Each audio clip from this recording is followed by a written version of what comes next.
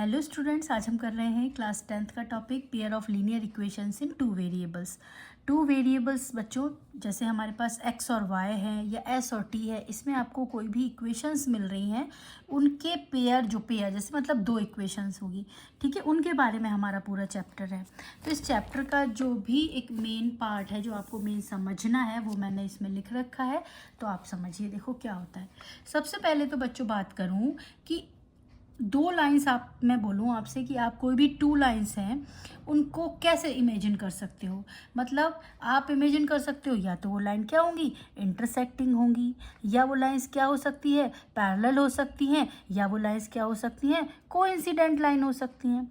Intersecting lines किसी एक point पर इंटरसेक्ट कर रही होंगी, पैरेलल लाइंस जो सेम डिस्टेंस पर होंगी, एक दूसरे से कभी इंटरसेक्ट नहीं करेंगी, और कोइंसिडेंट लाइन मतलब क्या हुआ, एक के ऊपर एक हो गया लाइंस।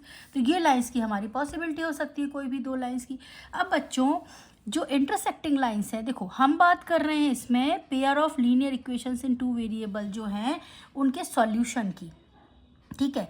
तो इंटरसेक्टिंग लाइंस है, इसका मतलब वो किसी एक पॉइंट पर इंटरसेक्ट कर रही हैं, और जिस पॉइंट पर इंटरसेक्ट कर रही हैं वो उसका सॉल्यूशन होगा, ठीक है। पैरेलल लाइंस कहीं इंटरसेक्ट कर रही हैं, न कहीं इंटरसेक्ट नहीं कर रही है, इसका मतलब इनका कोई सॉल्यूशन नहीं होगा। और कोइंसिडेंट लाइंस देखो हर पॉइंट मैनी इनफाइनाइटली पॉइंट्स पर इंटरसेक्ट कर रही है, तो इनके इनफाइनाइट सॉल्यूशंस हो जाएंगे। क्लियर। जैसे इंटरसेक्टिंग लाइंस में हमने क्या लिखा है, यूनिक सॉल्यूशन। पैरेलल लाइंस में नो सॉल्यूशन, कोइंसिडेंट लाइंस में इनफाइनाइट सॉल्यूशन, ठीक है। अब इंटरसेक्टिंग लाइंस का बेटा दूसरा नाम इक्वेशंस को हम बोल सकते हैं कंसिस्टेंट पेयर ऑफ इक्वेशंस। क्या बोल सकते हैं, कंसिस्टेंट पेयर ऑफ इक्वेशन, मतलब उनका सॉल्यूशन निकलेगा। पैरेलल लाइंस को हम बोलेंगे इनकंसिस्टेंट पेयर ऑफ इक्वेशन, मतलब इनका कोई सॉल्यूशन नहीं निकलेगा। और जो कोइंसिडेंट लाइंस हैं इनको क्या बोलेंगे, डिपेंडेंट कंसिस्टेंट। देखो कंसिस्टेंट तो है क्योंकि सॉल्यूशन तो है, इनफाइनाइट सॉल्यूशन है, तो इसको क्या बोलेंगे, dependent consistent pair of equations. तो आपको दोनों चीज़ें आनी चाहिए। इंटरसेक्टिंग लाइंस को हम क्या बोल रहे हैं, जो इक्वेशंस होंगी उनको consistent pair of equations, parallel lines को बोलेंगे inconsistent pair of equation, and coincident lines को बोलेंगे dependent consistent of pair of equations. अब बच्चों लाइंस के जो ग्राफ है, ठीक है, ये तो हमने बना ली, मतलब एक ये बता दिए कि ये इस टाइप से बन रहा है, लेकिन इक्वेशंस देख के हम कैसे पता लगाएंगे कि ये लाइंस किस कैटेगरी में आएंगी, इंटरसेक्टिंग होंगी, पैरेलल होंगी, या कोइंसिडेंट लाइंस होगी।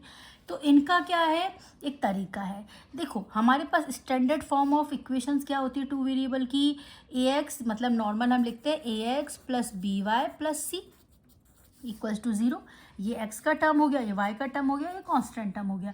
लेकिन बच्चों हमें क्या पढ़ना है, पेयर ऑफ लीनियर इक्वेशंस। तो पेयर ऑफ लीनियर इक्वेशंस में हमने दो इक्वेशंस बना ली। तो एक को हमने ले लिया a1x plus b1y plus c1 is equals to 0, और दूसरी को ले लिया a2x plus b2y plus c2 is equals to 0। ये दो हमारी इक्वेशंस हो गई।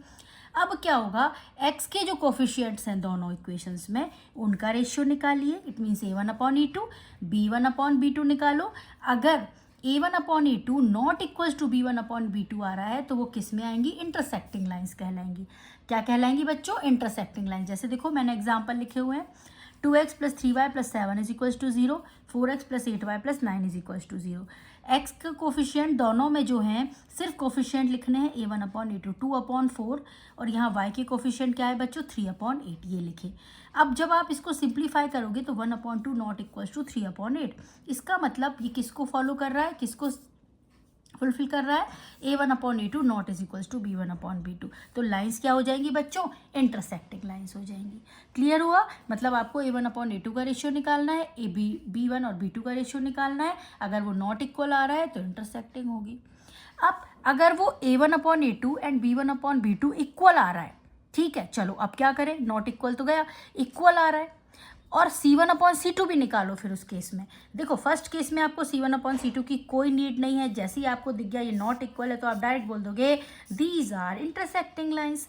आपका आ रहा है a1/a2 is equals to b1/b2 not equals to c1/c2, तो बच्चों वो क्या हो जाएंगी, parallel lines. Example, 2x plus 3y plus 7 is equals to 0, 4x plus 6y plus 9 is equals to 0। देखो 2/4, 3/6 और 7/9, तो ये दोनों रेशियो तो इक्वल है, 1/2 1/2, बट नॉट इक्वल्स टू 7/9। तो ये कैसी लाइंस हो जाएंगी, parallel lines. Parallel lines inconsistent pair of equations, no solution. इनको जब हम कितना भी आप एक्सटेंड कर दो इनका कोई सॉल्यूशन नहीं निकलेगा। क्लियर। अब चलिए, अब कंडीशन ये भी हो सकती है कि a1/a2 equals to b1/b2 is equals to c1/c2, तीनों इक्वल आ जाएं। जब तीनों इक्वल आ जाएंगे स्टूडेंट्स तो वो हो जाएंगी कोइंसिडेंट लाइंस, मतलब एक के ऊपर एक ओवरलैप करती हुई लाइंस। देखो क्या एग्जाम्पल हो जाएगा, 2x + 3y + 7 equals to 0, 4x + 6y + 14 is equals to 0। जब आप x के कोफिशिएंट 2/4, y के कोफिशिएंट 3/6 और कांस्टेंट टर्म का रेशियो निकाल रहे हो तो तीनों इक्वल आ रहा है, 1/2 1/2 1/2। इट मीन्स जो हमारी ये कंडीशन है ये अप्लाई हो रही है, ये कंडीशन अप्लाई हो रही है, तो लाइंस क्या हो जाएगी, कोइंसिडेंट लाइंस। ठीक है। अच्छा, इसमें क्या है, क्वेश्चंस में आपको याद रखना है, कभी तो वो पूछते हैं कि जैसे ये कंडीशन लग रही है तो बच्चों कौन सी लाइंस होंगी, तो आपको बताना है इंटरसेक्टिंग लाइंस होंगी। अगर वो पूछ रहा है पेयर ऑफ इक्वेशंस का टाइप क्या है, तो पेयर ऑफ इक्वेशंस क्या हैं, consistent pair of equations. Clear. इसमें आ गया, ये वाली कंडीशन आ गई, लास्ट में नॉट इक्वल्स टू आ रहा है c1/c2, तो पेयर ऑफ इक्वेशंस क्या है, इनकंसिस्टेंट पेयर ऑफ इक्वेशंस है। और लाइन कैसी है, लाइन कैसे निकलेगा उनका, पैरेलल लाइंस बनेंगी। क्लियर। अगर ये वाली इक्वेशन आ रही है, ये वाली सिचुएशन आ रही है तो इनफाइनाइट सॉल्यूशन है, dependent consistent pair of equation है और कोइंसिडेंट लाइंस है। क्लियर, समझ में आया। देखो आप इसको थोड़ा ट्रिक भी बना सकते हो, वैसे इसमें ट्रिक की कोई ज़रूरत नहीं है, अपने आप लर्न करो। जैसे इसमें आप लर्न कर सकते हो, फर्स्ट में ICU, intersecting lines, consistent pair of equations, unique solution, ICU। Second में हो जाएगा PIN, parallel lines, inconsistent pair of equations, no solution. अब लास्ट में हो रहा है आपका CDI, आप इसको CID भी कर सकते हो, coincident, infinite solutions, dependent consistent pair of equation. ठीक है। वैसे इसमें ट्रिक की कोई ज़रूरत नहीं है बच्चों, ये समझने वाली बात है, सारी चीज़ समझने के ऊपर डिपेंडेंट है। आप समझोगे उतना ही अच्छा एग्जाम में परफॉर्म करोगे। क्लियर। तो स्टूडेंट्स हमने जो अभी पढ़ा ना पूरा, ये सब NCERT में भी गिवन है, लेकिन थोड़ा सा आपको इधर उधर मिलेगा। ठीक है। तो देखो जैसे इसका पेज नंबर 25 पे ये जो तीनों कंडीशंस है ये वही है जो मैंने आपको समझा है, लाइंस में intersect in a single point, pair of equations has unique solution, consistent pair. ठीक है। No solution, inconsistent pair, parallel lines, वही चीज़ लिखी हुई है। Okay. Coincident lines, infinitely many solutions, dependent consistent of pair of equations, ये उनके example दे रखे हैं। फिर आपकी जो टेबल है, table 3.1 very very very important table है, वही चीज़ें जो अभी हमने समझी।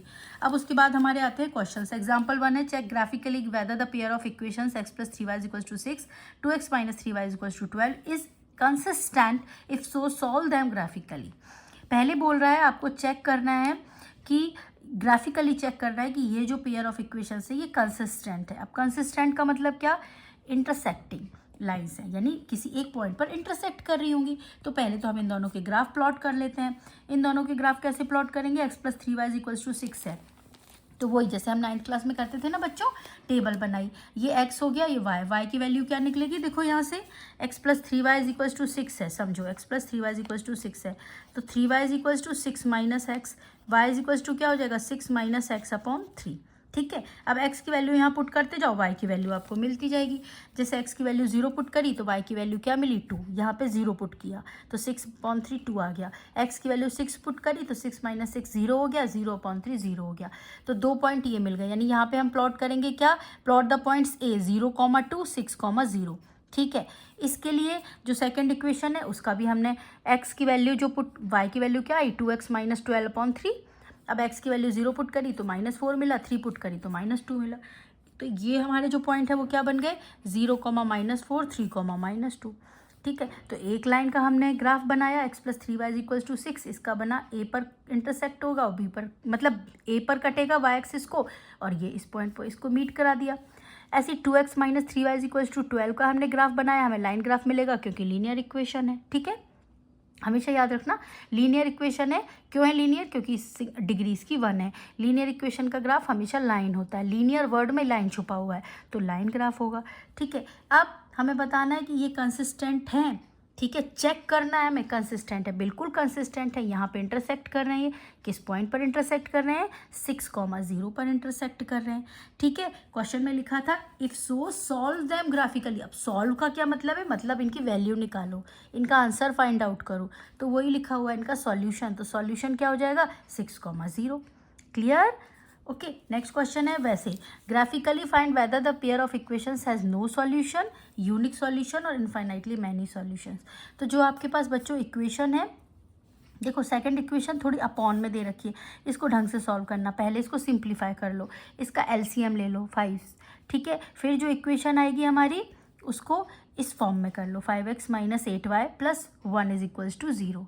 क्या किया है, देखो ये है हमारे पास equation, 3x minus 24/5y plus 3/5 is equals to 0। तो यहीं पे मत सॉल्व करने लग जाओ, कन्फ्यूज़ खुद बहुत बुरे हो जाओगे। पहले इसका एलसीएम ले लो, 5 एलसीएम आया, ठीक है। तो यहाँ पे क्या आएगा, 15x minus 24y plus 3 equals to 0। अब 5 0 के संग जाके 0, यहाँ से आप क्या कॉमन निकाल सकते हो बच्चों, 3 कॉमन निकाल सकते हो। क्या आएगा, 5x माइनस 3 8 जा 24 प्लस 1 इज इक्वल्स टू 0। 3 गया 0 के पास तो 0 हो जाएगा, ये इक्वेशन आ गई, 5x minus 8y plus 1 is equals to 0। Clear.